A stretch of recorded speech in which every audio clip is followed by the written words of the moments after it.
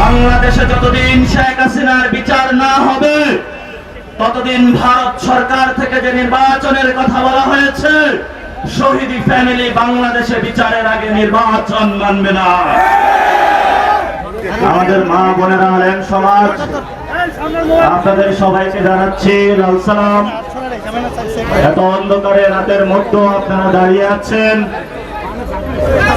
এটা আমাদেরকে অনুপ্রেরণা দেয় যে ভবিষ্যতে কোনো যদি স্বৈরাচার ফিরে আসে তাদের একই পরিণতি শেখ হাসিনার মতন হবে।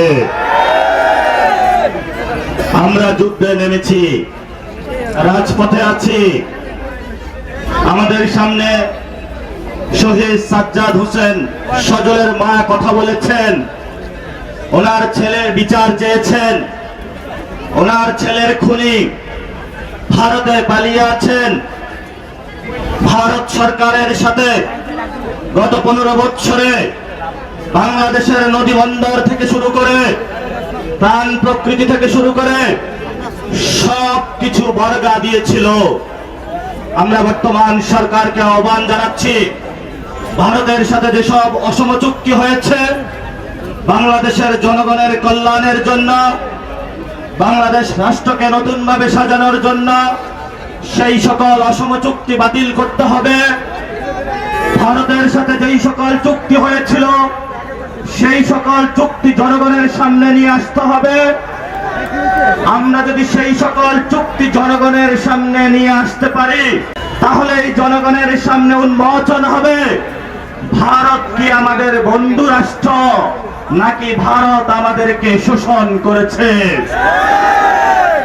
আমাদেরকে কাঁটাতারের বেড়া দিয়ে কাঁটাতারের মধ্যে সীমান্তে ফেলানির লাশ পেলে গত 50 বছরে বাংলাদেশের জনতার উপরে যে ধরনের নিপীড়ন চালানো হয়েছে, আধুনিক সভ্যতার কোন রাষ্ট্র ইতিহাস এত নির্যাতনের শিকার হয়নি।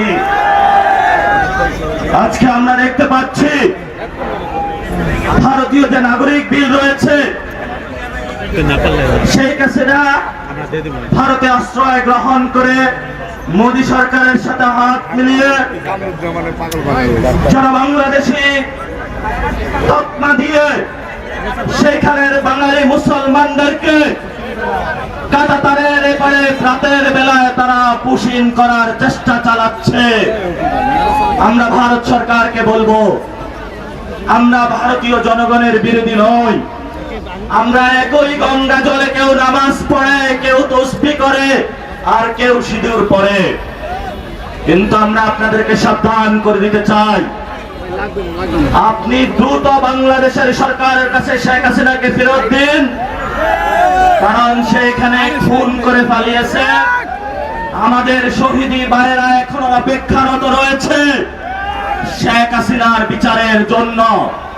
বাংলাদেশে যতদিন শেখ হাসিনার বিচার না হবে ততদিন ভারত সরকার থেকে যে নির্বাচনের কথা বলা হয়েছে, শহীদি ফ্যামিলি বাংলাদেশে বিচারের আগে নির্বাচন মানবে না। আহত ভাইরা এখনো হসপিটালে রয়েছে, তারা তাদের অঙ্গহানি করেছে বাংলাদেশের সংস্কারের জন্য। যদি বাংলাদেশের সংস্কারের বিরুদ্ধে কেউ যেতে চায়, কাতারে কাতারে হাসপাতাল থেকে আমাদের আহত ভাইরা রাজপথে নেমে আসবে। দেখবো আপনাদের চাঁদাবাজির কতটুকু শক্তি, টাকার কতটুকু শক্তি। সেই পেশিবলের শক্তির সামনে আমরা দাঁড়াবে, ও রক্তের গঙ্গা বয়ে যাবে। বাংলাদেশে আমরা আর কোনো পেশিবাদ কায়েম করতে